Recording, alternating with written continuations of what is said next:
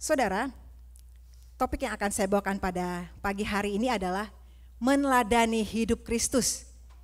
Kita akan melanjutkan pelajaran kita dari 1 Petrus dan hari ini kita masuk dalam 1 Petrus 4 ayat yang pertama sampai dengan ayat yang ke-6. Kita baca sama-sama ya. 6 ayat. 1, 2, 3. Jadi karena Kristus telah menderita penderitaan badani, kamu pun harus juga mempersenjatai dirimu dengan pikiran yang demikian. Karena barang siapa telah menderita penderitaan badani, ia telah berhenti berbuat dosa. Supaya waktu yang sisa jangan kamu pergunakan menurut keinginan manusia, tetapi menurut kehendak Allah. Sebab telah cukup banyak waktu kamu pergunakan untuk melakukan kehendak orang-orang yang tidak mengenal Allah. Kamu telah hidup dalam rupa-rupa hawa nafsu, keinginan, kemabukan, pesta pora, perjamuan minum, dan penyembahan berhala yang terlarang. Sebab itu mereka heran bahwa kamu tidak turut mencemplungkan diri bersama-sama mereka di dalam kubangan ketidaksenonohan yang sama. Dan mereka memfitnah kamu. Tetapi mereka harus memberi pertanggungan jawab kepada Dia yang telah siap sedia menghakimi orang yang hidup dan yang mati.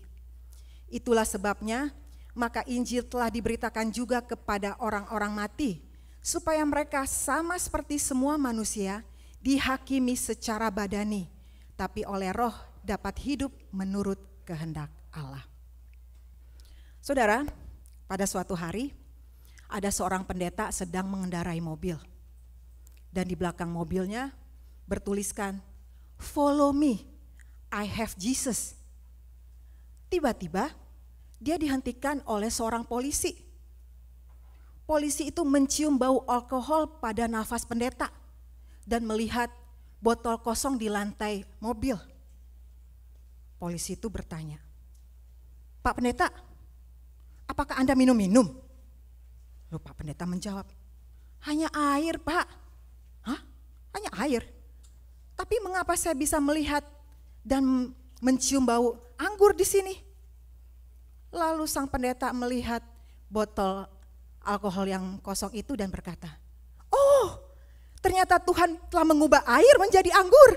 Oh, mujizat terjadi."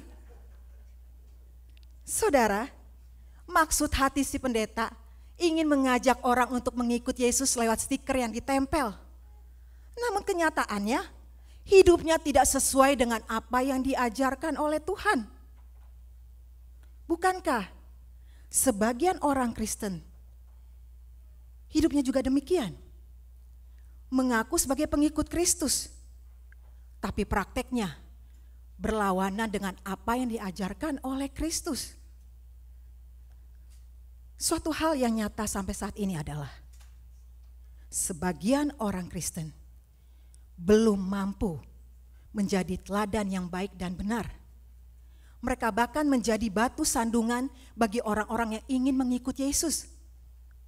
Seperti atau ibarat Kristen stiker, Kristen tempelan doang.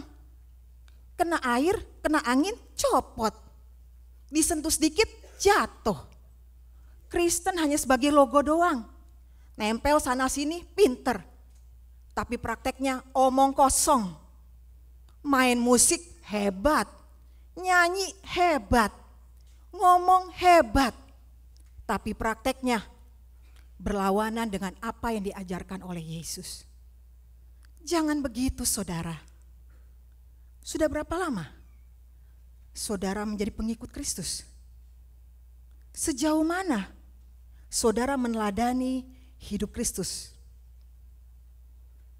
Dari bacaan kita di atas, paling tidak ada 3 kebenaran atau 3 pelajaran yang kita bisa teladani dari Kristus menurut Rasul Petrus. Pertama, menuruti kehendak Allah. Saudara, maksud dari kata mempersenjatai diri dalam ayat pertama itu dapat diwujudkan dengan pikiran, yaitu pemikiran yang harus diubahkan, mental yang diubahkan, sehingga pemikiran orang percaya berbeda dengan orang dunia. Ketika orang dunia menghadapi penderitaan, menghadapi pencobaan, menghadapi ujian, pada umumnya mereka tidak mempunyai kekuatan untuk melawan dosa dan melawan kejahatan. Sedangkan orang percaya berbeda. Karena kita sudah diubahkan dalam pikiran kita, dalam perasaan kita. Harusnya kita memiliki kemampuan itu, yaitu kekuatan untuk dapat menjauhkan diri dari perbuatan dosa, kejahatan, atau menjauhkan diri dan tidak sama dengan orang-orang dunia. Dan inilah artinya menuruti kehendak Allah. Ketika Kristus inkarnasi di dunia ini, seluruh hidupnya, seluruh pelayanannya menuruti kehendak Allah.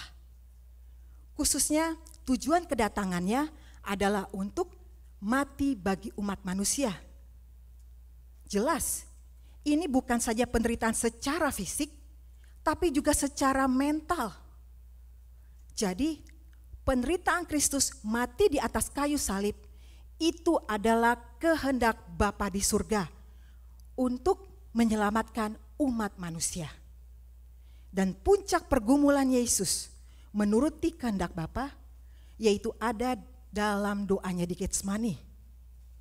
Yesus berkata, "Kehendakku, kalau boleh cawan ini berlalu, tapi bukan kehendakku, melainkan kehendakmu yang jadi."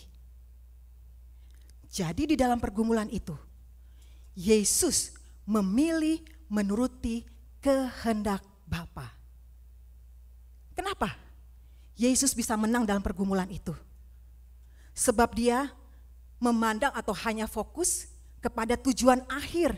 Dia tidak fokus kepada penderitaan. Karena tujuan akhir adalah menyelamatkan umat manusia. Kadang saudara, Tuhan mengizinkan kita mengalami penderitaan badani. Seperti sakit penyakit, atau juga mungkin kita sering disakiti hati kita oleh orang lain. Namun itu semua ada tujuannya, yaitu agar kita belajar mentaati kehendak Allah, memilih kehendak Allah dalam pertentangan antara keinginan kita dan keinginan Tuhan. Dan ketika kita fokus kepada Kristus, kita fokus kepada kehendak Kristus, kita fokus kepada firman Tuhan, kita akan mampu melewati penderitaan, dan itu berarti kita menuruti kehendak Bapa di surga. Coba saudara bayangkan,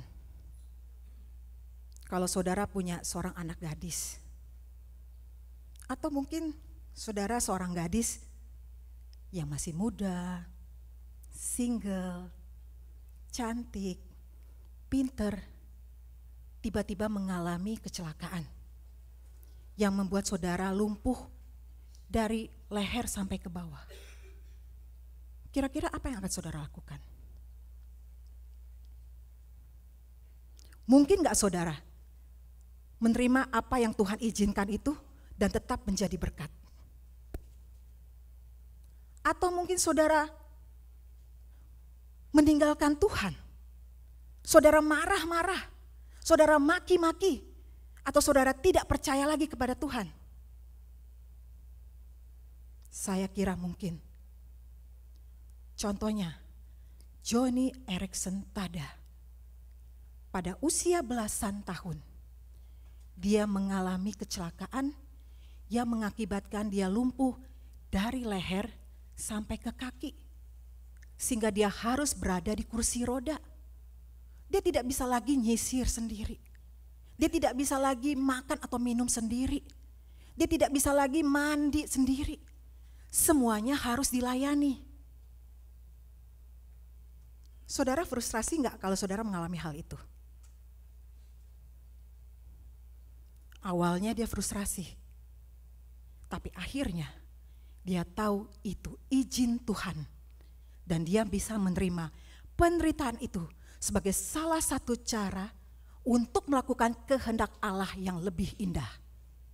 Makanya dia belajar menulis lagi. Dia belajar melukis. Dia memimpin talk show di radio. Memimpin seminar-seminar. Dia tidak pernah putus asa. Sebab dia memandang penderitaan Kristus yang mati baginya.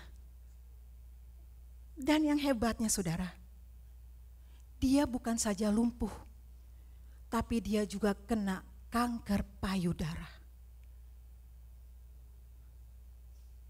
Kalau saudara dihantam penyakit seperti itu, kira-kira respon saudara apa? Tapi Joni tidak menyerah. Bahkan dia bilang, dia melihat itu sebagai cara Tuhan untuk mendidik dia dan untuk mengerti orang-orang yang dia layani. Dalam suatu wawancaranya, ketika diwawancara, Joni berkata dengan tenang, "Saya selalu tegaskan bahwa tiap penderitaan yang kita alami adalah atas izin Tuhan yang selalu penuh hikmat dan penuh daulat. Tuhan tetap mengasihi kita dan menghendaki yang terbaik bagi kita. Sebab itu, walaupun kanker adalah hal yang baru bagi saya, hati saya puas menerimanya. Karena saya yakin apapun yang terjadi, Tuhan anggap hal itu cocok untuk saya. Kini saya punya kesempatan untuk benar-benar empati terhadap orang-orang yang bergumul dengan kanker. Dan saya siap berjalan berdampingan dengan mereka." Suara Joni optimis dan wajahnya penuh sukacita. Kalau saudara diizinkan Tuhan menderita demi memuliakan Bapa di surga, demi melakukan kehendak Bapa, saudara rela enggak? Saudara siap enggak? Saudara harus siap, karena fokusnya bukan kepada penderitaan, tapi fokusnya kepada kehendak Bapa di surga. Jadi tujuan penderitaan yang Tuhan izinkan, ingat, tujuan bukan Tuhan yang rancang. Tujuan bukan Tuhan yang desain. Tapi itu diizinkan oleh Bapa agar saudara semakin setia kepada kehendak Allah. Mari saudara, kita meneladani Tuhan kita Yesus Kristus yang sepenuhnya mentaati kehendak Bapa di surga, sehingga akhirnya mengalami kemenangan dan kemuliaan. Apakah saudara rindu menjalani hidup yang berkemenangan dan memuliakan Bapa di surga? Amin. Ikutilah teladan Kristus menuruti kehendak Bapa dalam hidup saudara. Yang kedua, tidak terpengaruh oleh dunia. Saudara, istilah tidak mencemplungkan diri artinya bisa membedakan mana yang tidak baik dan mana yang baik. Tidak hidup dalam rupa-rupa hawa nafsu, keinginan, kemabukan, pesta pora, perjamuan minum, dan penyembahan berhala yang bertentangan. Dan latar belakang Petrus menuliskan ayat ini adalah karena ada dua jenis orang Kristen. Jenis pertama adalah orang Kristen yang tidak sama, yang sama dengan dunia ini. Yang tidak ada bedanya dengan dunia ini. Bahkan mereka bisa lebih berdosa dan melakukan hal-hal yang tidak baik dan membuang-buang waktu. Sedangkan sebagian lagi adalah orang Kristen yang sudah diubahkan, yang tidak terpengaruh oleh dunia. Bahkan mereka sudah belajar meneladani hidup Kristus. Dan Petrus rindu jemaat mula-mula meneladani sebagian orang Kristen yang sudah meneladani Kristus. Waktu Kristus di bumi, dia juga mengalami cobaan dari si iblis. Tapi dia tidak jatuh di dalam dosa. Dia bisa menang mengalahkan iblis. Sebaliknya, waktu Yesus menuju Yerusalem untuk menggenapkan keselamatan bagi manusia, Petrus melarangnya. Petrus seolah-olah berbuat baik supaya Yesus tidak dibunuh. Tapi Yesus menegur Petrus dan berkata, "Enyahlah iblis, sebab engkau tidak memikirkan apa yang dipikirkan oleh Bapa." Jadi saudara, kebaikan Petrus ini adalah terpengaruh oleh dunia. Terpengaruh oleh iblis yang tidak menginginkan kematian Yesus. Tapi Yesus melihatnya berbeda. Dia tahu tujuannya, yaitu untuk mati bagi umat manusia. Dan ini adalah teladan bagi kita sebagai orang percaya untuk belajar dari Kristus. Tidak serupa dengan dunia ini, tidak terpengaruh dengan dunia ini, tapi menjalani atau menjalankan tujuan hidup sesuai kebenaran firman Tuhan. Lalu bagaimana agar kita tidak terpengaruh oleh dunia? Berubah dalam pemikiran, seperti yang dikatakan di ayat pertama. Dan ini sejajar dengan Roma 12 ayat yang kedua. Janganlah kamu menjadi serupa dengan dunia ini, tetapi berubahlah oleh pembaharuan budimu, sehingga kamu dapat membedakan manakah kehendak Allah, apa yang baik, yang berkenan kepada Allah, dan yang sempurna. Contohnya dalam pernikahan, suami istri sering cekcok, lalu si istri sebentar-sebentar minta cerai, sebentar-sebentar minta cerai. Berarti ada sesuatu yang tidak benar dalam pikiran. Harus ubah pemikiran saudara, harus ubah mentalitas, harus berpikir beda sesuai firman Tuhan, sesuai kehendak Tuhan. Karena kalau kita mengikuti keinginan kita, ini berarti kita sama dengan dunia ini. Tapi kalau kita berpikir sesuai firman Tuhan, berpikir sesuai kehendak Tuhan, maka kita berbeda, tidak sama dengan dunia ini. Dan ini goalnya, tidak terpengaruh oleh dunia. Suatu hari ada seorang pegawai pemerintah mendatangi seorang pemilik restoran. "Pak, saya mau buat kontrak nih sama Bapak. Saya mau ambil makanan dari Bapak. Bisa enggak? Saya mau kontrak 1 atau 2 tahun untuk seluruh acara." "Oh tentu bisa," kata pemilik restoran.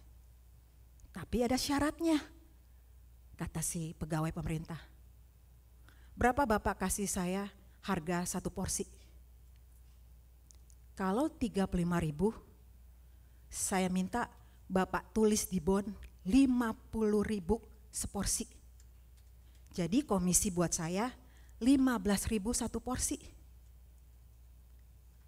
"Tenang aja Pak, setiap bulan saya akan order dari Bapak 2.000 porsi. Gimana? Bapak setuju?" Lalu si pemilik restoran berpikir sejenak dan berkata, "Beri saya waktu 24 jam. Dan keesokan harinya, si pegawai pemerintah menghubungi pemilik restoran. "Bagaimana Pak? Bapak setuju dengan tawaran saya?" Lalu si pemilik restoran berkata, "Maaf Pak, saya tidak bisa kalau disuruh buat tanda terima palsu." "Loh, kenapa? Kan Bapak tetap untung. Hanya tulis angka doang." Lalu si pemilik restoran menjawab, "Maaf ya Pak, saya ini orang Kristen. Saya lebih takut Tuhan daripada melakukan hal-hal yang bertentangan dengan ajaran Tuhan. Saudara, inti dari cerita ini adalah tentang dosa keserakahan. Apakah uang membuat saudara serupa dengan dunia ini? Apakah uang membuat saudara sama dengan dunia ini yang cenderung mementingkan uang? Atau saudara berani memegang kebenaran firman Tuhan? Berani berkata ya kepada ya, tidak kepada tidak. Kalau saudara dihadapkan seperti ini, saudara pilih mana? Mita dan Lydia pergi ke pasar Senen untuk beli buku. Sesampai di toko buku, ternyata mereka dilayani oleh seorang penjual yang mukanya cemberut. Dan ini membuat si Mita jengkel setengah mati. Tapi yang mengherankan, temannya si Lydia gak kelihatan jengkel. Dia tetap ramah dan sopan kepada si penjual. Dan ini membuat Mita bingung. Lalu si Mita bertanya, Lid, kok kamu gak marah sih? Lalu si Lydia menjawab, mengapa saya harus marah? Emosi saya yang punya. Saya tidak akan membiarkan perbuatan dan apapun yang dilakukan oleh manusia lain untuk bisa mempengaruhi emosi saya. Sebab Tuhan ada dalam hati saya. Saudara, inti dari cerita ini adalah bagaimana mental saudara, emosi saudara dikontrol oleh kebenaran firman Tuhan. Ketika kita menghadapi hal-hal yang menjengkelkan, ketika kita menghadapi hal-hal yang membuat kita marah. Apakah saudara memilih untuk meluapkan kemarahan, melampiaskan kemarahan, atau mengendalikan kemarahan? Selama ini, sudah berapa tahun saudara mengikuti Yesus? Perubahan apa yang sudah terjadi? Berubah semakin baik atau berubah semakin tidak baik? Sama dengan dunia atau tidak sama dengan dunia? Misalnya, ada orang yang berbuat jahat kepada saudara. Apakah saudara membalas kejahatan dengan kejahatan? Atau saudara mengasihi orang itu, mengampuni orang itu? Ini pilihan. Saudara ikut firman Tuhan atau tidak? Atau ada orang yang ngomongnya selalu F-word, S-word.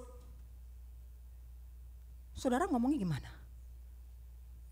Pakai bahasa yang sopan gak? Ingat, saudara orang Kristen, jangan lakukan itu. Tapi berubahlah dalam pemikiran. Jika saudara sungguh-sungguh sudah diubahkan pemikiran saudara oleh kebenaran firman Tuhan, maka saya yakin saudara mampu menguasai emosi saudara, sehingga saudara tidak sama dengan orang-orang dunia. Yang ketiga, siap memberi pertanggungan jawab. Saudara, istilah Injil telah diberitakan juga kepada orang mati dalam ayat ke-6. Itu dalam bahasa aslinya sebenarnya Injil diproklamirkan supaya orang-orang mati pun harus kelak menghadapi penghakiman. Sebab Yesus datang untuk menghakimi orang yang hidup dan yang mati. Semua harus menghadapi penghakiman, sehingga apapun yang mereka lakukan, semua harus mempertanggungjawabkan suatu hari kelak kepada Kristus yang akan menghakimi orang yang hidup dan yang mati. Kristus sendiri telah memberi teladan kepada kita. dia sendiri menyelesaikan misi keselamatannya. Lalu dia mempertanggungjawabkannya kepada Bapa. Maka dia diberi tanggung jawab yang baru, yaitu menjadi hakim yang maha adil bagi umat manusia. Dan sebagai orang Kristen yang meneladani Kristus, kita pun harus memberi pertanggungjawaban soal iman, soal kehidupan, talenta, pekerjaan, dan semua yang dititipkan oleh Tuhan. Seperti contoh dalam perumpamaan talenta. Dikasih 5, bertanggung jawab 5. 2, bertanggung jawab 2. 1, bertanggung jawab 1. Tuhan tidak menuntut lebih. Tuhan menuntut sama. Banyak diberi, banyak dituntut. Sedikit diberi, sedikit dituntut. Jadi bagi saudara yang diberi banyak, jangan sok dulu. Karena tanggung jawab saudara banyak. Dan saudara yang diberi sedikit, jangan cemburu. Karena tanggung jawab saudara sedikit. Tapi yang pasti, semuanya upahnya sama. Yesus berkata dalam Matius 25 ayat 21, berbahagialah hambaku yang baik dan setia, dan masuklah ke dalam kebahagiaan Tuhanmu. Jadi kalau saudara dikasih 10, boleh aja. Saudara dikasih 20, boleh aja. Orang Kristen boleh kok kalau punya banyak. Tapi yang menjadi masalahnya, apakah saudara memakainya untuk kemuliaan Tuhan? Contohnya, orang Kristen bukan berarti tidak boleh kaya. Boleh aja punya 10 rumah, boleh aja punya 10 mobil. Tapi bertanggung jawab enggak? Dipakai untuk kemuliaan Tuhan enggak? Apapun yang dititipkan saudara. Entah itu harta, uang, kekayaan, rumah, talenta, karunia, anak, pekerjaan. Semuanya itu adalah titipan. Tidak ada hak milik. Semua harus dipertanggungjawabkan. Seperti Rasul Paulus berkata dalam Roma 14 ayat yang ke-12.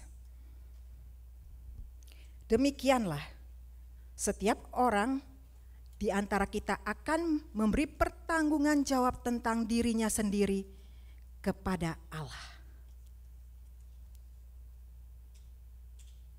Berarti tidak ada seorang pun yang bisa melarikan diri dari tanggung jawab yang Tuhan minta. Apapun status saudara, miskin, kaya, tua, muda, sekolah nggak sekolah, saudara harus memberi pertanggungjawaban.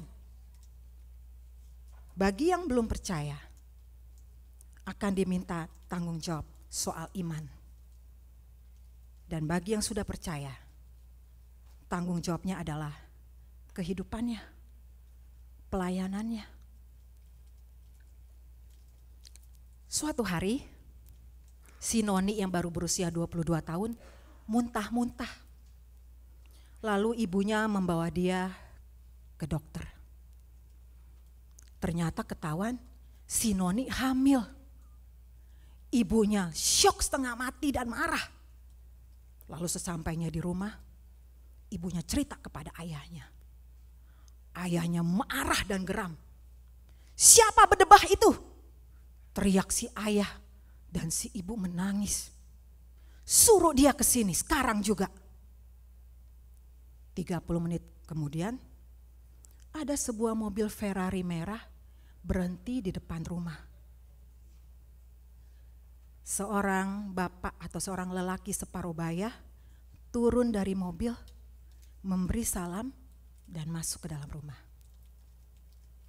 Lelaki itu berhadapan dengan ayah dan ibu si Noni. Ternyata lelaki itu seumuran ayahnya. Dengan sopan lelaki itu berkata, Jangan khawatir Bapak Ibu, saya akan bertanggung jawab. Saya mengakui, saya telah menghamili si Noni. Tapi terus terang, saya tidak bisa menikah dengan Noni. Karena saya sudah punya istri. Tapi jangan khawatir. Kalau Noni melahirkan seorang bayi perempuan, akan saya wasiatkan 1 buah hotel, 1 buah supermarket, dan uang tunai 5 miliar rupiah. Tapi kalau Noni melahirkan seorang bayi laki-laki, saya akan wasiatkan 2 buah kilang minyak, 2 buah supermarket, 2 buah hotel, dan uang tunai 10 miliar rupiah. Tapi sekiranya Noni keguguran, tolong saya diberitahu apa yang harus saya lakukan. Si ibu langsung berhenti menangis dan meyakinkan bapak itu. Pak, tenang aja Pak, jangan khawatir.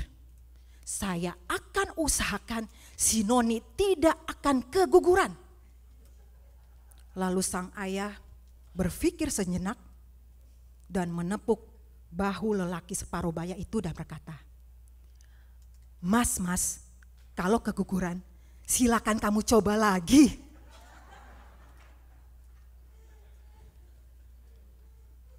Saudara, bagi si orang kaya, tanggung jawab sama dengan memberikan uang banyak. Sedangkan bagi si ayah dan si ibu, enggak ada bedanya. Sebenarnya apa definisi tanggung jawab bagi orang dunia? Pada umumnya, mereka berpikir soal uang, berpikir soal kekayaan, berpikir soal keuntungan, berpikir soal kemakmuran.